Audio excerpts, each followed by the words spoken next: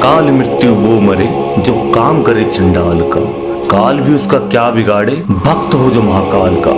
भक्तों, आपने भगवान शिव के 12 ज्योतिर्लिंगों के बारे में जरूर सुना होगा, जिनका वर्णन हमारे पुराणों में किया गया है। भक्तों, इन सभी 12 ज्योतिर्लिंगों की कहानी मैं आज आपको बताने जा रहा हूँ। सर्वप्रथम हम आज श्री सोमनाथ मंदिर के बारे में आपको बताएंगे। श्री सोमनाथ मंदिर भगवान शिव के 12 ज्योतिर्लिंगों में पहला ज्योतिर्लिंग है, जो कि भारत के गुजरात राज्य में स्थित है। गुजरात के समुद्री किनारे पे स्थित श्री सोमनाथ मंदिर भक्ति और आस्था का एक प्रतीक है। पुराणों के अनुसार कहा जाता है यह मंदिर चंद्र देवता श्री सोम ने बनवाया था, इसीलिए इस मंदिर को श्री सोमनाथ मंदिर कहा जाता है। भक्तों, यह सिर्फ एक वीडियो नहीं, यह भगवान शिव को समर्पित करने का एक रास्ता है, जिसे हर सनातनी को जरूर सुनना चाहिए। मान्यताओं के अनुसार ऐसा कहा जाता है कि चंद्रदेव ने यह मंदिर भगवान शिव को खुश करने के लिए सोने से बनवाया था। पीढ़ी दर पीढ़ी चली आ रही यह कहानी श्री सोमनाथ मंदिर के महत्व को दर्शाती है। ऐसा कहा जाता है कि श्री सोमनाथ मंदिर के दर्शन से मनुष्य को उनके सभी पापों से मुक्ति मिल जाती है। पौराणिक कथाओं के अनुसार मान्यता है कि इस मंदिर का निर्माण चंद्रदेव सोम ने किया था।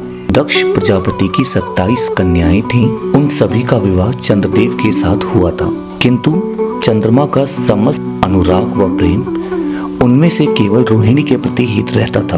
उनके इस कृत्य से दक्ष प्रजापति की अन्य कन्याएं बहुत अप्रसन्न रहती थीं। उन्होंने अपनी यह व्यथा अपने पिता को सुनाई। दक्ष प्रजापति ने इसके लिए चंद्रदेव को अनेक प्रकार से समझाया था, किंतु रोहिणी के वशीभूत उनके हृदय पर इसका कोई प्रभाव नहीं पड़ा। अंततः दक्ष ने क्रुद्ध होकर उन्हें क्षयग्रस्त हो जाने का शाप दे दिया। इस शाप के कारण चंद्रदेव तत्काल प्रभाव से क्षयग्रस्त हो गए।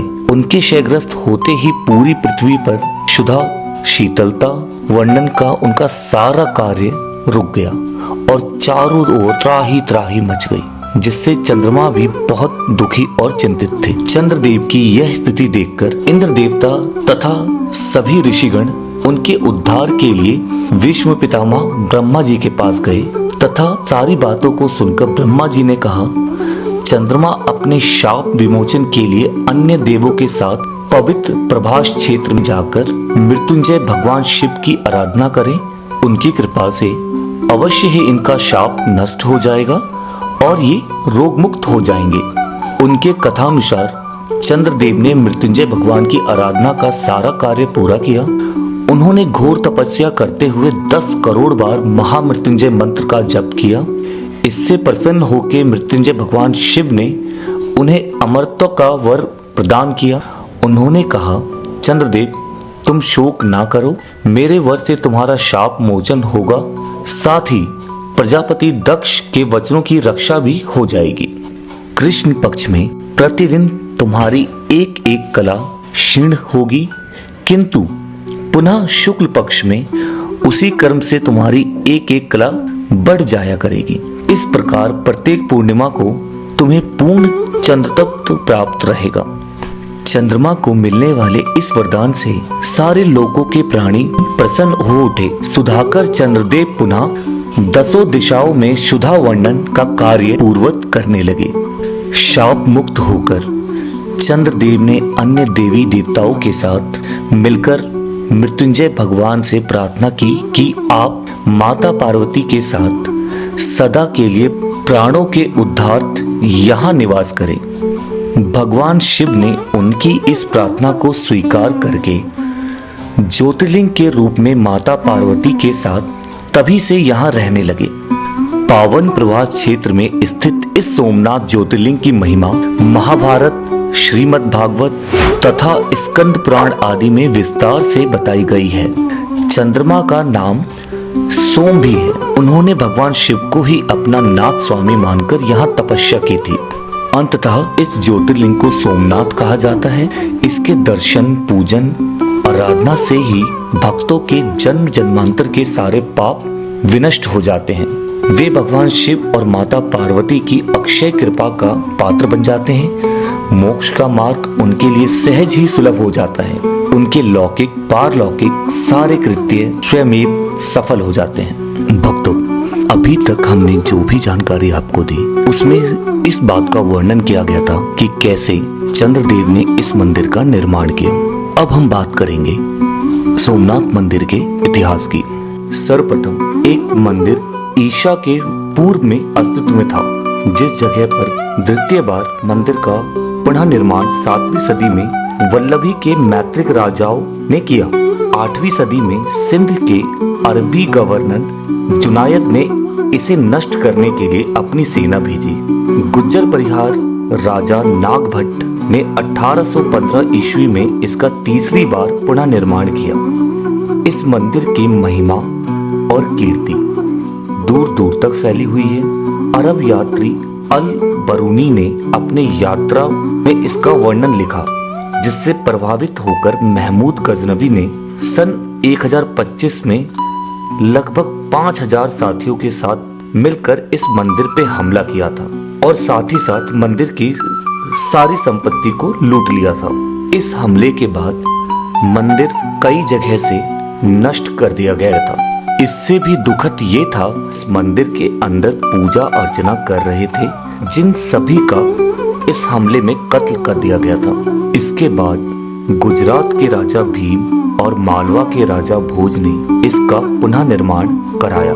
सन 1297 में जब दिल्ली सल्तनत ने गुजरात पे कब्जा किया तो इसे 5वीं बार गिराया गया। मुगल बादशाह औरंगजेब ने इसे पुनः 1706 में गिरा दिया। इस समय जो मंदिर खड़ा है उसे भारत के गृह मंत्री श्री सरदार वल्लभ भाई पटेल ने बनवाया और 1 दिसंबर 1955 को भारत के राष्ट्रपति डॉक्टर राजेंद्र प्रसाद ने इसे राष्ट्र को समर्पित किया। 1948 में प्रभास तीर्थ प्रभास पाटन के नाम से जाना जाता था। इसी नाम से इसकी तहसील और नगरपालिका थी। यह जूनागढ़ रियासत का मुख्य नगर था। 1948 के बाद इसकी तहसील, नगरपालिका और तहसील कचहरी का वेरावल में विलय हो गया।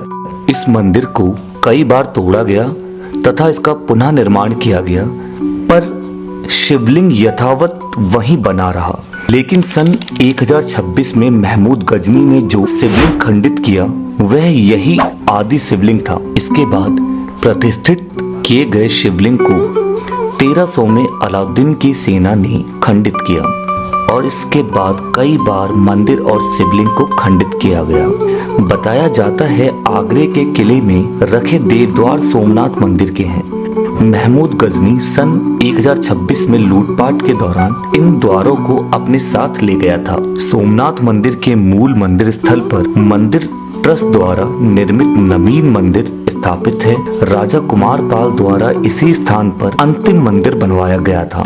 सौराष्ट्र के मुख्यमंत्री उच्चगराय नवल शंकर देवर ने 19 अप्रैल 1940 को यहाँ उत्खनन कराया था।